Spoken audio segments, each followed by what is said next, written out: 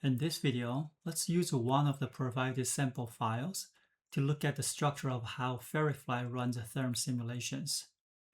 In the downloaded Ladybug tools folder, open the samples folder, then open the Fairyfly folder. Open therm comparison of stud walls file. This block of code is for modeling a metal stud wall assembly, and this block of code is for modeling a wood stud wall assembly. This battery runs the simulation, and the last block of the code processes the result data. Let's take a closer look at the modeling block. The upper block is for the physical layers of the wall assembly. The lower block is for defining the boundaries. Let's zoom into the layer block and show each layer. From inside to outside, we have the gypsum layer, insulation, wood studs, plywood, air gap, and brick layer. If we look at the first layer, the shape battery takes two required inputs and one optional input. The first one is the geometry, which takes a B-wrap or a closed polyline. The second input is for defining the material of the layer.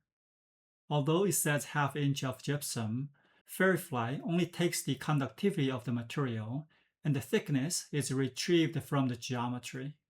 Currently, the shape battery is in orange because the tolerance is too big. Right-click on the system unit and change the tolerance to 0.00001 meter. Right-click on the empty screen and recompute.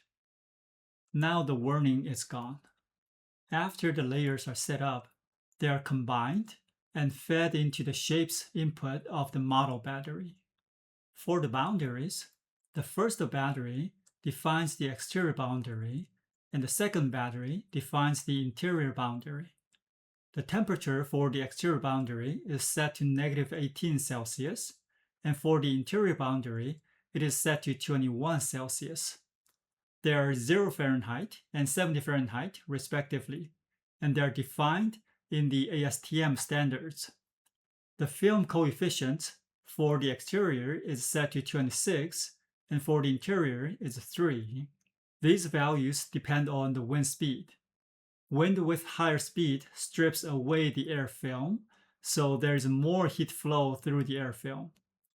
You can keep them to the default values for the most cases. Once the boundaries are set up, they are combined and fed to the boundaries input of the model battery. The model output is then used for therm simulation. Double-click on the toggle to set it to true. It first converts the model to a therm input file, then runs the simulation. The result will be in the therm's output. The last block of batteries reads the result file and retrieves the U value and the R value of the assembly. By default, the numbers are in SI units.